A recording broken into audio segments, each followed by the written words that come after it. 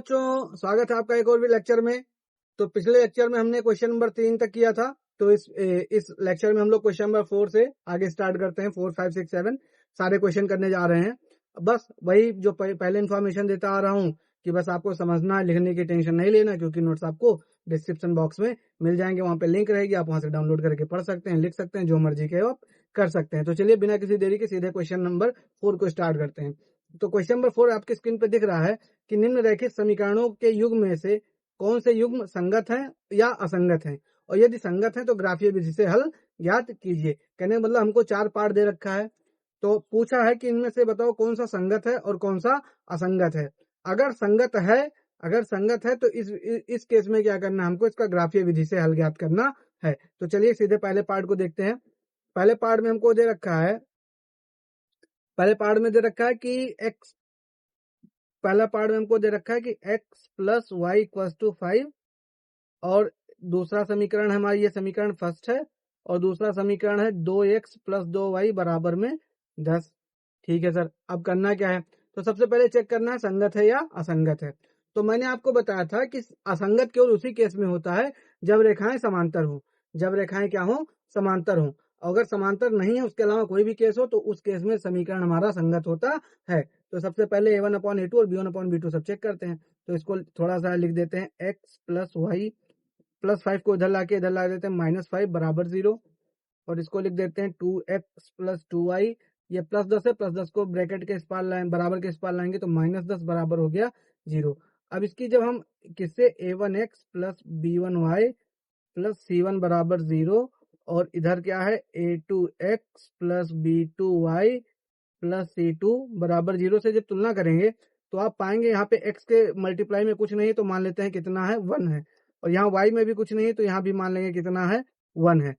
तो a1 और upon a2 की जो वैल्यू है ये आ जाएगी अपनी, एक मिनट, पहले a1 a2 b1 b2 c1 c2 की वैल्यू लिख तो लें, तभी तो अपन लिख पाएंगे। तो एक काम करते हैं, सबसे पहले a1 की वैल्यू यहाँ से देखते हैं। तो समीकरण 1 से a1 की वैल्यू आ जाएगी 1, b1 की वैल्यू आ जाएगी 1, और c1 की वैल्यू आ जाएगी -5। ठीक है सर, अब यहाँ से a2 की वैल्यू आ जाएगी 2, b2 की भी वैल्यू आ जाएगी 2, और c2 की वैल्यू आ जाएगी -10। ठीक है सर, अब क्या करना है, अब कुछ नहीं, सबसे पहले a1/a2 और b1/b2 c1/c2 निकालते हैं। तो a1 जब a2 करोगे तो ये हो जाएगा 1/2। ठीक है सर, अब b1/b2 करके देखते हैं। b1/b2 करोगे तो ये भी हो जाएगा 1/2, क्योंकि b1 की वैल्यू 1 है और b2 की वैल्यू 2 है। ठीक है सर, अब करते हैं c1/c2। c1/c2 जब करोगे तो करोगे -5 अपॉन में -10, तो माइनस से माइनस कैंसिल हो जाएगा, 5 एकन्नम 5 और 5 दूनी 10, तो ये भी आ गया 1/2। तो इसका मतलब है a1/a2, b1/b2 और c1/c2 सारे आ गए बराबर। ठीक है सर, तो फिर क्या करना है, तो यहाँ पे क्या है, a1 अपॉन a2 बराबर है किसके, b1/b2 के बराबर है c1/c2 के। अतः जो रेखाएं हैं, रेखाएं समपाती होंगी।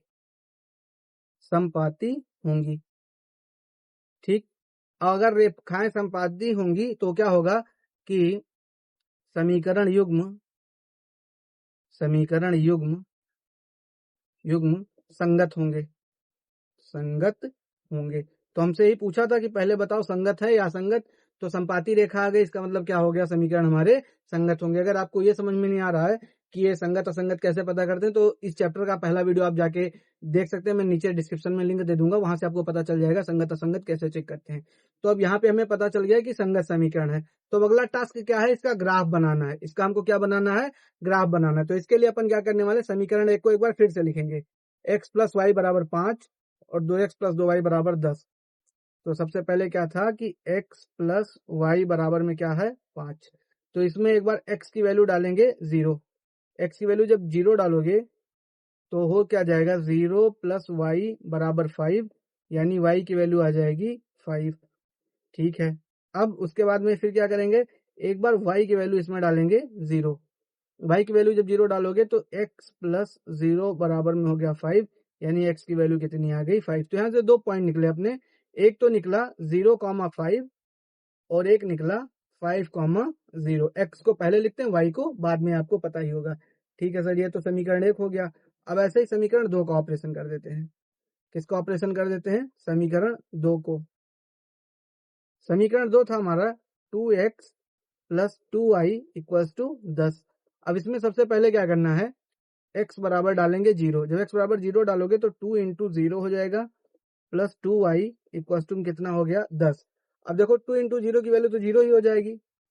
2 इंटू 0 का मतलब क्या हो गया 0 प्लस 2y इक्वल टू कितना हो गया 10। तो यहाँ से आ जाएगा 2y इक्वल टू 10।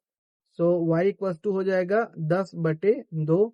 2 एक नम 2, 2 पंजे 10। तो y की वैल्यू कितनी आ गई 5। ठीक है सर, ये तो आ गया। अब एक काम कर दो सर जी, एक बार y को 0 रख के देख लो क्या आता है।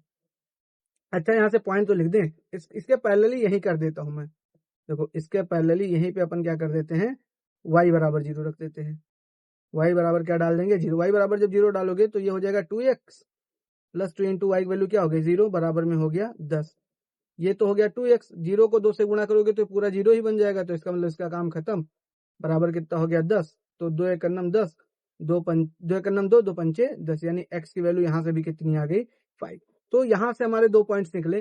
पहले से निकला कि 0,5, x की वैल्यू जब 0 डाला तो y की वैल्यू कितनी आई 5। और दूसरे से निकला हमारा 5,0, जब x की वैल्यू 5 डाली तो y की वैल्यू कितनी आ गई 0। तो अब यहाँ पे देखेंगे समीकरण 1 और समीकरण 2 से जो दोनों हमारे पॉइंट्स आए वो दोनों सेम आ गए। हमारे जो दोनों पॉइंट्स है वो दोनों क्या है सेम आ गए। उसमें भी 0,5, 5,0, इसमें भी 0,5, 5,0। तो अगला टास्क हमारा क्या है कि इनको इस पे प्लॉट करने का। तो यहाँ पे हम कलम चेंज कर लेते हैं, रेड कलर की ले लेते हैं। अब सबसे पहले 0,5 यानी x की वैल्यू 0 और y की वैल्यू 5, इस ग्राफ में इसे प्लॉट करने की कोशिश करते हैं। तो x की वैल्यू 0 और y की वैल्यू 5, तो x 0 हो और y 5 हो। ठीक, तो ये हमेशा x कहाँ 0 होता है, y एक्सिस पे। y एक्सिस पे आप कहीं भी चले जाएंगे तो उस पे x की वैल्यू 0 होती है, और x एक्सिस पे कहीं भी चले जाएंगे तो उस पे y की वैल्यू 0 होती है। मतलब जिसका घर उसी का रहेगा, बाकी कोई नहीं। जैसे y का घर है तो उस पे y ही रहेगा, x 0, x का घर है तो x ही रहेगा, y 0। तो हमको सबसे पहले 0,5 यानी x की वैल्यू 0 और y की वैल्यू 5। तो x की वैल्यू 0 हमें कहाँ दिख रही है, y पे दिखेगी, और y की वैल्यू 5 कहाँ दिख रही है, देखो ये 2, ये 4, 4 के बीच में ये कहीं 5। ये हमारा हो गया ये वाला पॉइंट। ये इतना मैं थोड़ा बड़ा कर दे रहा हूँ, ये हो गया 0,5 और 5,0 मतलब x पे 5। तो x पे 5 हमारा ये दिख रहा है। ये क्या हो रहा है भाई, x पे 5 हमारा ये वाला पॉइंट है 5,0। अब इन पॉइंट्स को मिला दो, लाइन बन जाएगी ऐसे करके, ऐसे करके। ठीक है, तो ये हमारा ग्राफ इसका बन गया। अब इस पे कोई संपाती था तो अपरिमित रूप से अनेक हल आने वाले थे, तो इस पे कोई हल तो निकलेगा नहीं, समझ गए। तो ये हो गया। अब अगला क्वेश्चन चलते हैं। यहाँ पे लिख भी सकते हैं कि चूंकि रेखाएं संपाती हैं अतः दिए गए समीकरण युग्म का अपरिमित रूप से अनेक हल होंगे। अपरिमित रूप से अनेक हल होंगे, ये वाला क्वेश्चन हो गया। अब अगले क्वेश्चन की तरफ चलते हैं। कलम को फिर से ब्लैक कर लेते हैं और अगले क्वेश्चन की तरफ चलते हैं। अब इसका सेकंड पार्ट देखते हैं। सेकंड पार्ट में हमको फिर वही चेक करना है। तो अब इस बार जल्दी जल्दी करेंगे। तो देखो यहाँ से x minus y minus 8 equal to 0 लिख दिया, और यहाँ से 3x minus 3y minus 16 equal to 0 लिख दिया। अब यहाँ से अपन उससे जब a1x plus b1y plus c1 बराबर 0 और a2x plus b2y plus c2 बराबर 0 से जब तुलना करोगे तो देखो a1 की वैल्यू आ जाएगी 1, b1 की वैल्यू आ जाएगी -1 और c1 की वैल्यू आ जाएगी -8। वैसे a2 की वैल्यू आ जाएगी 3, b2 की वैल्यू आ जाएगी -3 और c2 की वैल्यू आ जाएगी -16। अब सीधे सबसे पहले निकालते हैं a1 अपॉन a2 निकालोगे तो a1 की वैल्यू 1 है और a2 की वैल्यू 3 है, हो गया। अब निकालेंगे b1 upon b2। b1 upon b2 जब निकालोगे तो b1 की वैल्यू है -1, b1 की वैल्यू है -1 और b2 की वैल्यू है -3। ऐसे निकालोगे c1 अपॉन c2, c1 की वैल्यू है -8 और c2 की वैल्यू है -16। शायद मैंने क्वेश्चन कुछ गलत नोट कर लिया है, शायद। एक मिनट मैं फिर से चेक करता हूँ। 3x - 3y था।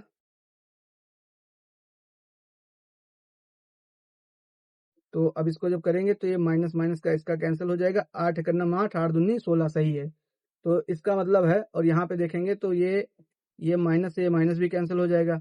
तो a1 अपॉन a2 1/3 है, b1 अपॉन b2 भी 1/3 है, पर c1 अपॉन c2 की वैल्यू 1/2 आ गई। तो यहाँ पे क्या है, a1 अपॉन a2 जो है वो बराबर है किसके, b1 अपॉन b2 के, और ये बराबर नहीं है किसके, c1 अपॉन c2 के।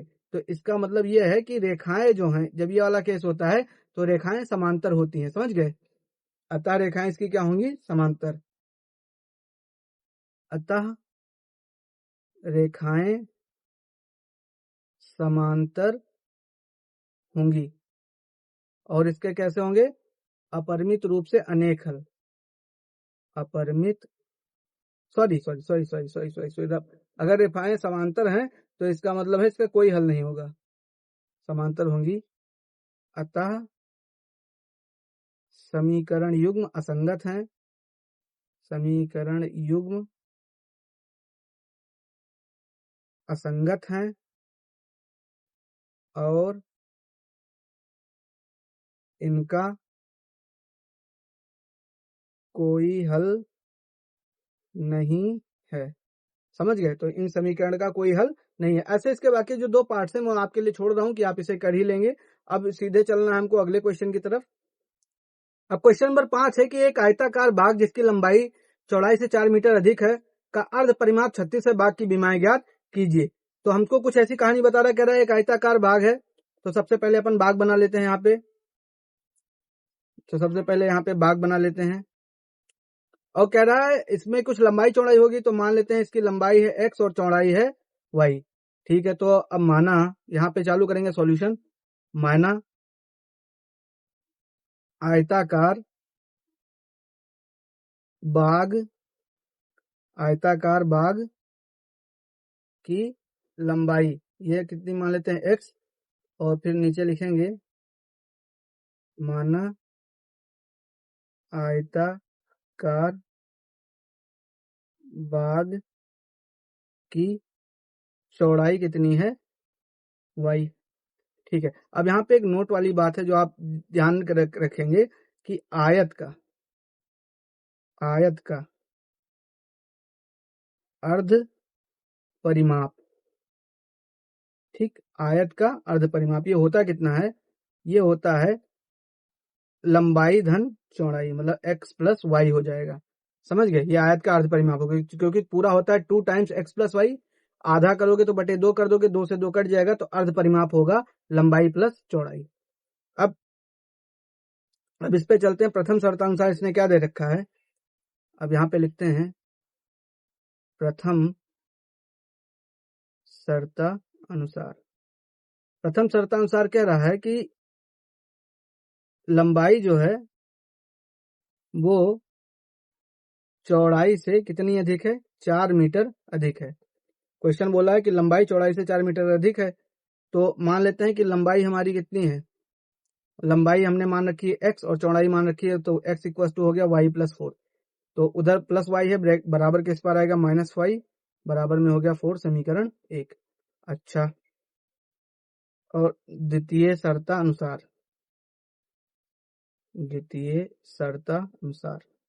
दूसरे शर्त में इसने क्या बता रखा है हमको, दूसरे शर्त में कह रहा है कि अर्ध परिमाप इसका 36 है। यहाँ पे क्या दे रखा है कि इस आयताकार जो भी बगिया है, आयत का परिमाप ये हमको कितना दे रखा है, 36। तो हमने बताया कि परिमाप भी होगा x प्लस वाई, और ये किसके बराबर हो गया, 36 के, समीकरण 2। हमने 2 समीकरण बना लिए। अब ये क्वेश्चन में पूछ रहा था कि बाग की विमाएं ज्ञात कीजिए, मतलब इसकी हमको x और y की वैल्यू निकालनी है। तो एक्स और वाई को वैल्यू निकालने के लिए हमको समीकरण 1 और समीकरण 2 को सॉल्व करना पड़ेगा। सॉल्व करने के दो मेथड, या तो विलोपन या तो प्रतिस्थापन। पर अब चूंकि विलोपन प्रतिस्थापन अभी पढ़ाया नहीं तो बता नहीं सकते, तो अभी अपन ग्राफ से ही इसको करेंगे, ग्राफिकल मेथड से ही। तो सबसे पहले समीकरण 1 का ऑपरेशन कर लेते हैं। तो इधर करते हैं समीकरण 1 का ऑपरेशन। समीकरण 1 का ऑपरेशन, ये लिखना मत, ये मैं ऐसे ही बता रहा हूँ। समीकरण 1 का ऑपरेशन करेंगे तो x minus y equal to कितना दे रखा है 4। तो इसमें एक बार x की वैल्यू कितनी डालो 0, x की वैल्यू 0 डालोगे तो 0 माइनस वाई इक्वल टू हो जाएगा 4।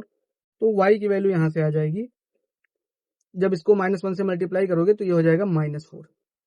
ठीक है, और अब एक बार इसमें y की वैल्यू डालते हैं 0। समीकरण एक बार चेक कर लेंगे, x माइनस वाई ही था, हाँ बिल्कुल यही था। और इसमें एक बार y की वैल्यू जब 0 डालेंगे तो y की वैल्यू जब 0 डालेंगे तो ये हो जाएगा x बराबर 4, सीधे आ जाएगा x बराबर 4। तो इसका मतलब 2 पॉइंट निकले, जब x की वैल्यू 0 है तो y की वैल्यू -4 आती है, और जब y की वैल्यू 0 तो x की वैल्यू 4 आती है, यानी 4,0। समीकरण 1 से हमको ये 2 पॉइंट मिल गए। अब हमको करना क्या है, समीकरण 2 का ऑपरेशन करना है। समीकरण 2 का ऑपरेशन यहाँ नीचे कर देते हैं, इधर बगल में। तो समीकरण 2 में हमारे पास क्या था, x plus y equal to 36। ये तो बहुत सिंपल है। एक बार x की वैल्यू 0 डालो, x की वैल्यू 0 डालोगे इस समीकरण में तो y की वैल्यू मिल जाएगी 36, और एक बार y की वैल्यू डालो 0, y बराबर जब 0 डालोगे तो x की वैल्यू क्या मिल जाएगी 36। ये समीकरण में जैसे रखोगे ये हो जाएगा। यहाँ से हमारे 2 पॉइंट्स मिले, 0,36 और 36,0। अब ये जो 2 पॉइंट्स मिले हैं, एक समीकरण 2 से और एक समीकरण 1 से, इनको हमको यहाँ पे प्लॉट करना है। तो सबसे पहले समीकरण 1 के पॉइंट्स को प्लॉट करते हैं। समीकरण 1 से हमको जो पॉइंट मिला था वो मिला था 0,-4। तो 0,-4 ये देखो मैंने पहले प्लॉट कर रखा है, 0,-4 यानी x की वैल्यू 0 और y की वैल्यू -4, ये वाला पॉइंट समझ रहे, ये हो गया। और उसके बाद में दूसरा था 4,0, 4,0 आप यहाँ पे देख पा रहे होंगे, ये वाला पॉइंट है ये।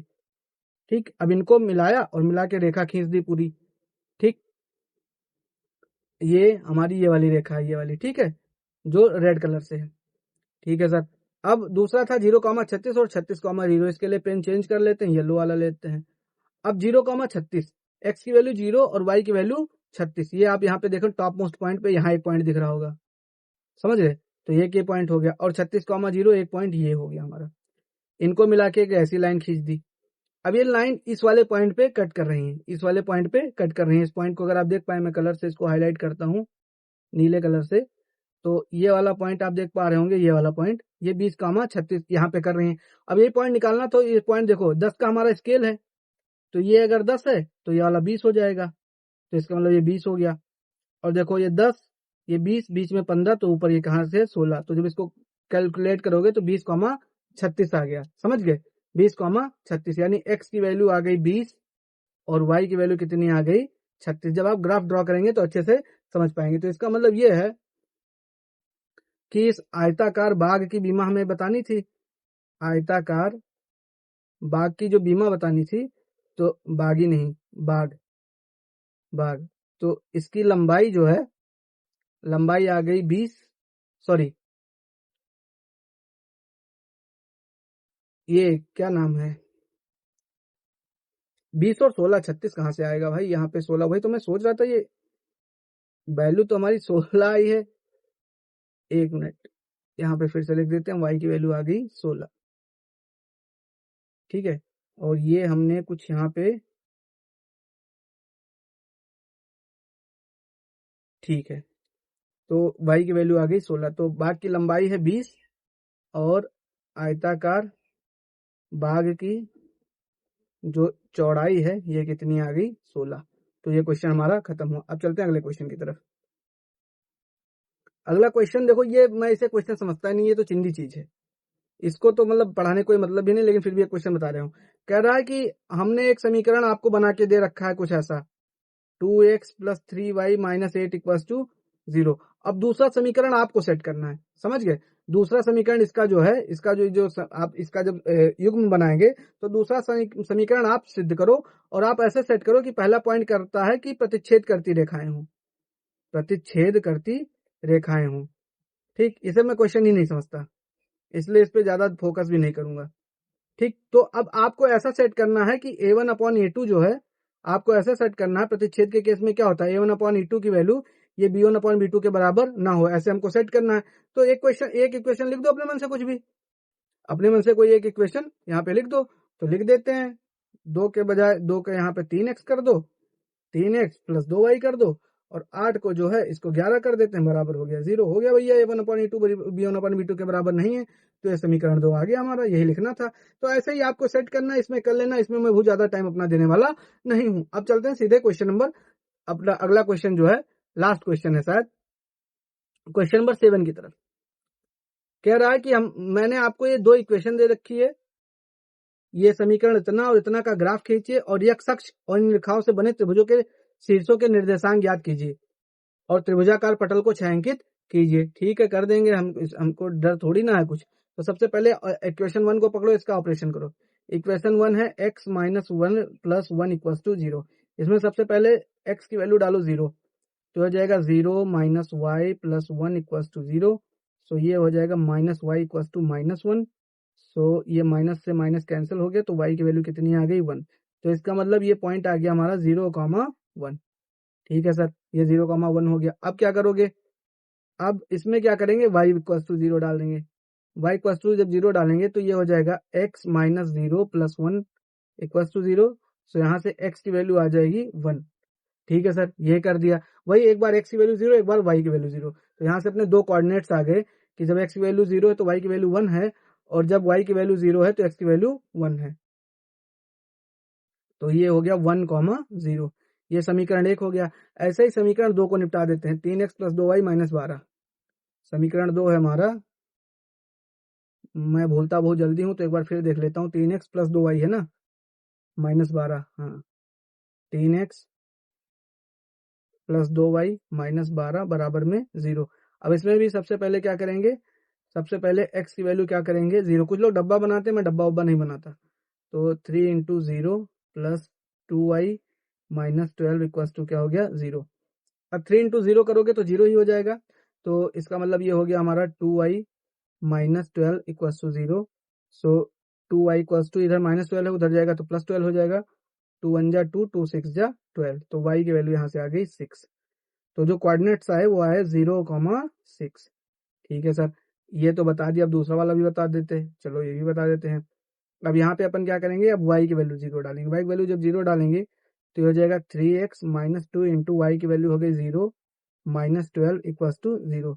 तो ये हो गया 3x - 12 = 0। 12 जो है इधर -12 है, बराबर के उस पार जाएगा तो +12 हो जाएगा। अब 3 1 जा 3, 3 4 जा 12, यानी x की वैल्यू कितनी आ गई 4। तो यहाँ से एक पॉइंट आ गया हमारा 4,0। जब x की वैल्यू 0 है तो y की वैल्यू 4 है। अब दोनों समीकरण के हमारे पॉइंट हैं, अब इनको हमें एक ग्राफ पे प्लॉट करना है। समझ गए? तो यहाँ पे देखो, मैं एक रफ आइडिया बताता हूँ ग्राफ बनेगा कैसा, फिर मैं आपको एकदम डिटेल, एकदम नीचे आप एक अच्छा सा ग्राफ बना रखा है वहां पे बता देता हूँ। तो कह रहा है कि जब x की वैल्यू 0 है तो y की वैल्यू 1, तो x की वैल्यू 0 तो y की वैल्यू ये हो जाएगी कहीं 0,1। और जब y की वैल्यू 1 है, जब x की सॉरी x जब 0 है तो y 1 है, और जब x 1 है तो y 0। तो यहाँ पे कहीं 1,0 हो जाएगा। तो एक लाइन कुछ ऐसी बनेगी, देखो ऐसी जाती हुई। ठीक है, और यहाँ पे जब दूसरा वाला पॉइंट देखते हैं तो इसमें 0,6 है। यहाँ पे नीचे मैंने ग्राफ बना रखा है, सीधे वहीं चलते हैं। तो कहीं मैंने छोटी सी माइन्यूट सी मिस्टेक की है एक बार, 0,6 और 4,0, 0,6 एंड 4,0। ठीक है, ये तो करेक्ट है। इस वाले में कहीं हमसे थोड़ी सी गलती हुई है। इसमें गलती क्या हुई है, देखो x की वैल्यू जब 0 की है तो y की वैल्यू 1 आ गई, और जब y की वैल्यू यहाँ पे 0 किए हैं तो x की वैल्यू -1 आएगी। x की वैल्यू यहाँ पे x की वैल्यू आएगी -1। ठीक है, इधर अपन का आना है x की वैल्यू -1, तो ये हो जाएगा -1,0। तो ये वाला ग्राफ जो है ये थोड़ा सा चेंज हो जाएगा, तो इसे उड़ा देते हैं। और नीचे अब यहाँ पे पॉइंट जो है अपना वो यहाँ पे देखते हैं नीचे। तो जो अपने दोनों पॉइंट्स है उसको हमने यहाँ पे ड्रॉ करके रखा है। आप देख पा रहे होंगे, यहाँ पे आपको दिख रहा होगा -1,0। ठीक, और ये हो रहा है 0,1। ठीक, ये है